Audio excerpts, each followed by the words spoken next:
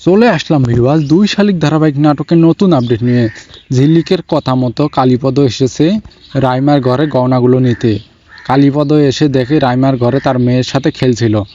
অনেক খোঁজাখুঁজির পর গহনাগুলো খুঁজে পায় না। এদিকে রাইমার মেয়ের হাত থেকে পুতুল পড়ে যায়, অনেক কান্নাকাটি করছিল।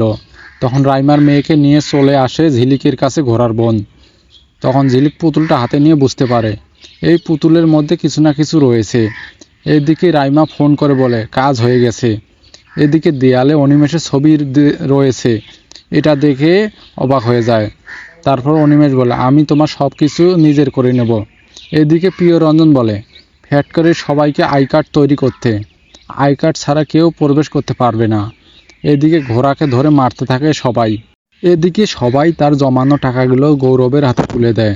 তখন অর্ক বলে আমি আমার মায়ের জন্য কিছু টাকা নিয়ে এসেছি আমার ক্যামেরাটা বিক্রি করে। এই কথা শুনে চমকে ওঠে সবাই। এদিকে ঝিলিক তার সমস্ত গহনা নিয়ে আসে। এটা দেখেও চমকে ওঠে সবাই। তো বন্ধুরা, এরপর কি হবে সবটা জানতে আমাদের ভিডিওটি লাইক দিয়ে পাশে থাকুন।